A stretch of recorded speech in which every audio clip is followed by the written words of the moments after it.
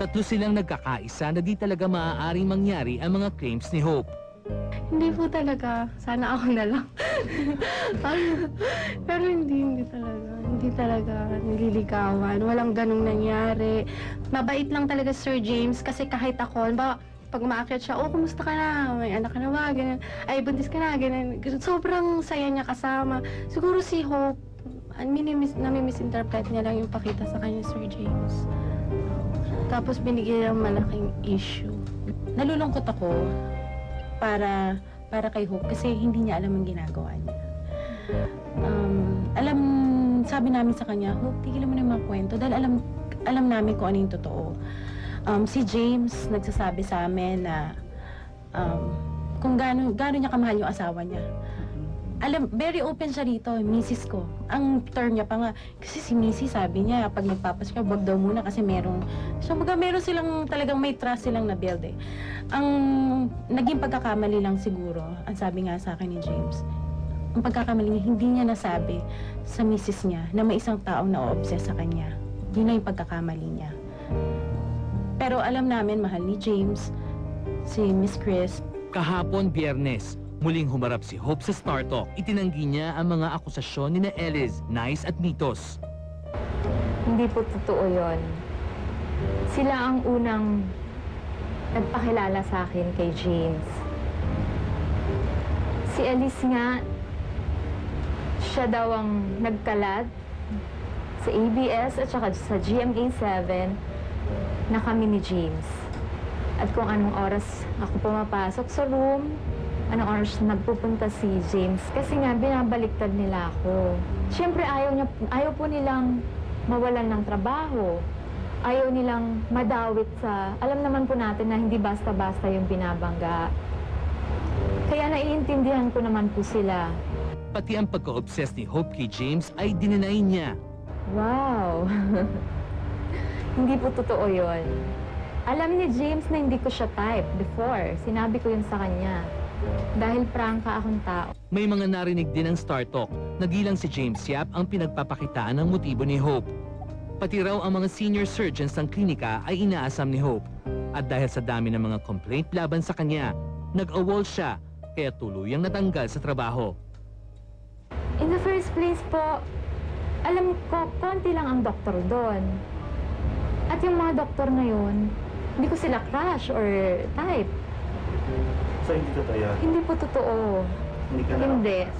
Kasi nung time na yun na nalaman ng doktor namin doon, napaka-unfair nga nila eh. Kasi hindi man lang nila ako tinanong or kinausap man lang. Basta na lang, day off ko nun actually. Basta na lang akong pinatawag, may meeting daw. Hindi ko alam kung anong meeting yon. Pumunta ako nung gabi ng January 10, Wednesday yon. Tapos sinabi nila sa amin na paano yan para wala ng usapan, close book na. Ngunit ang pinakamalaking pagbabago ay tungkol sa usapang pagbubuntis. Dito hindi naging tuwiran ang sagot ni Hope. Ano na, Hope, sabi mo, January 15 kayo yung nakita ni James. Tinanong kita una kung buntis ka, sabi mo hindi. Ngayon, anong sagot mo? Pag halimbawa tinanong ka kung buntis ka? Hindi ko pa po sigurado. Eh kung sakaling buntis ka, anong gagawin mo? Anong magiging plano mo sa buwan? Pagpapatuloy mo ba? Hindi mo... Itutuloy ko po. Tutuloy mo? Tapos kakausapin mo si James? Hindi na po. Pero pagdating sa usapang Chris Aquino, tila nagbago ang tono at intensyon ni Hope. Kung sa aming dating pag-uusap, tila palaban pa si Hope. Kahapon, tila nagbago ang ihip ng hangin. Para po kay Chris, sana po maunawaan niyo ko. Sana mapatawad niyo ako kung nasaktan ko man kayo. At sana huwag niyo akong husgahan. Dahil hindi po ako masamang tao. Nagmahal lang po ako. Hindi ko po masiguro kung merong pang tatanggap po sa akin sa mga nangyayaring to. Hindi ko po alam kung anong mangyayari sa future ko ngayon lumantad na ako. Pero sana man lang po sa mga tao, unawain niyo po ako. Bagamat nagbago si Hope ng kanyang mga pahayag, isa ang katotohanang pinaninindigan niya. Hindi ko iniilusyon si James. Hindi lang ito isang ilusyon. May nangyari po. Kami ang nagsasabing di na dapat ine-ere ang mga kwentong nagdudulot ng sakit sa mga ibang nai-involve. Sa aming paglalahad, may pagkakataon kayong makinig, manimbang, at mag-isip. Sa bawat salita ng babaeng nagngangalang Hope, may pagkakataon tayong magbuo ng sariling opinyon tungkol sa katotohanan ng kanyang sinasabi, maging tungkol sa kanyang pagkatao. Ang inyong masusing paghimay ng bawat salita niya ang magiging susi sa kanyang mga intensyon at sa katotohanan.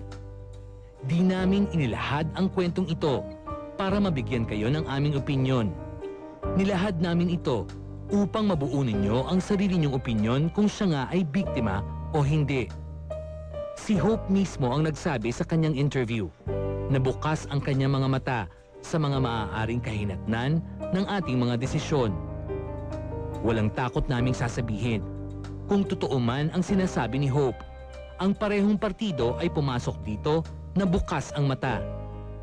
Ang di lang nila naisip ay ang magiging bunga ng katapusan ng relasyon. The entire world is now listening and waiting for the truth. If walls can talk, why can't Hope?